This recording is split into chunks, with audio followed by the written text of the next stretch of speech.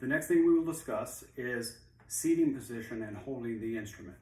The first thing is to make sure that you have a seat strap. The seat strap holds the weight of the instrument up and makes less pressure for our hands. Some seat straps have a cup on the bottom, some have a hook that hooks into the bottom of the bassoon itself. So regardless of which type you have, you always have the part that attaches to the bassoon on your right side. So I would put that on the right, and it is under my tailbone so that there's pressure on it, so it will hold the weight of the instrument. And it's pretty even with the hip. It's not far back, it's not far front. I will say seated position in the chair. I'm seated, my back is off of the chair, and my heels are on the floor. So my feet aren't tucked under the chair or anything like that. So I'm just seated upright in a normal position with my heels on the floor. I have the seat strap, so now I'll take the instrument. Always hold the bassoon by the boot joint. You can hold it by another part as well, but always hold it by the boot joint when picking it up, putting it down, or carrying it, because sometimes the joints come loose. With wood shrinkage, when the seasons change, usually in the winter, and you want to be careful that the instrument doesn't fall apart or get damaged in some way. So I pick the bassoon up and I'm going to just lean it slightly so that I can take one hand to hold it, and I'm hooking the seat strap to the bottom of the boot joint, and I have that set up now. So now that's helping to hold the weight. It's a little too high because this is hitting my nose. So all I do is I hold on to the other end and I just slightly lift up so that the seat strap can slide, and lower the bassoon until it comes right to my mouth. It's still a little high, it's hitting the middle of my top lip. A little bit more. Just a hair, and we're there. There we go. Okay, one other comment about holding position for the bassoon. The bassoon goes across you from the right side up to the left. So we don't play like this and look to the side of the bassoon. The bassoon goes across you and you read over the right side of the bassoon. So it's important that you get it situated with the seat strap so that the crook or vocal comes right in between your lips, right where the lips meet. And you notice that I'm in my seated position, I'm just bringing the instrument to me. It's not here, and I'm not going like this or anything like that. You sit upright and you bring the bassoon to you. The bassoon is more or less upright. It's not straight up and down. It's leaning forward slightly, and that's helpful. So that's the general holding position. So what to do with the hands?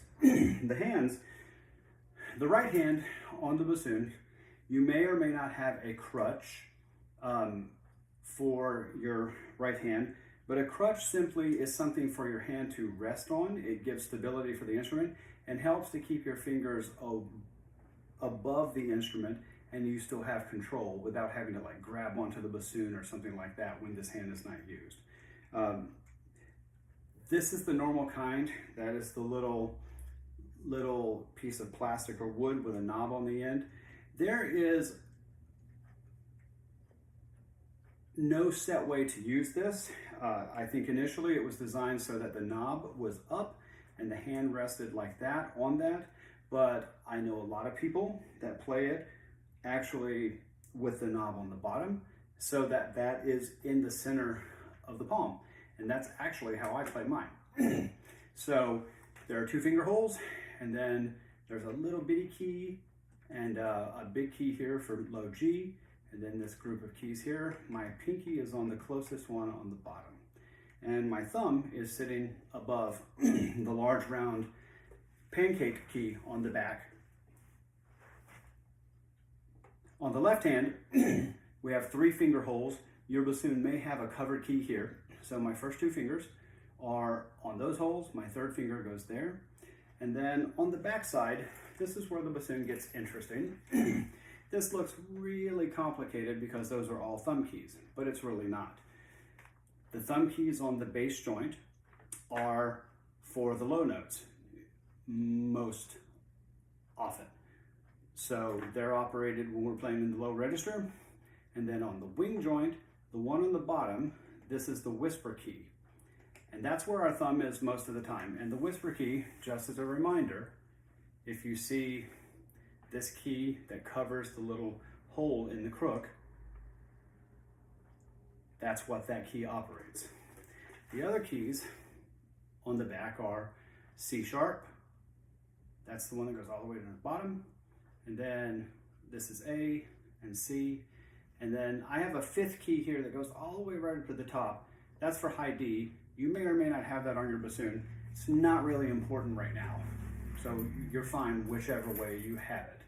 So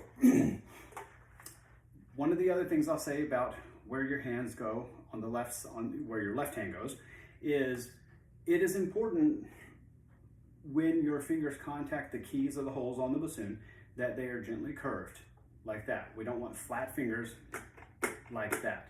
They're all gently curved, even my pinky, which is hard to see, but it's slightly curved, pointing towards the key just a little bit. The first two fingers of the left hand probably are the most curved of any of the fingers. I curve them pretty dramatically. And then I put the third finger down, and you notice it still has a little curve. And then I'm touching the whisper key. My thumb is resting on it. The reason I'm pointing this out is the bassoon on the left hand should rest here on the palm, the top of the palm, right below where your index finger connects. The bassoon should not rest on the base of this finger because that will make it difficult to play fast later on as you develop your technique, and it will also make the bassoon unstable when you move your finger. So once again, my right hand, I'm just going to do this for right now. I'm curving my two fingers. The other fingers kind of curve naturally. So I'm putting my two fingers 1 and 2, and they're covering the holes. And they're almost sticking straight down, but not quite. But they're covering that, and the third finger. And when I do that, when these fingers are curved, the bassoon naturally rests right where I want it. So that's my point of contact, right there. And now my thumb is on the whisper key. Another way you can check this is I actually have a space between my finger and the bassoon right here. So that should help with the holding position. Once I get set up like this and I'm all set to start playing, then I will take my reed and I will put it on the instrument to play. Put my hands back, playing position. That comes right to my mouth. I'm ready to start playing.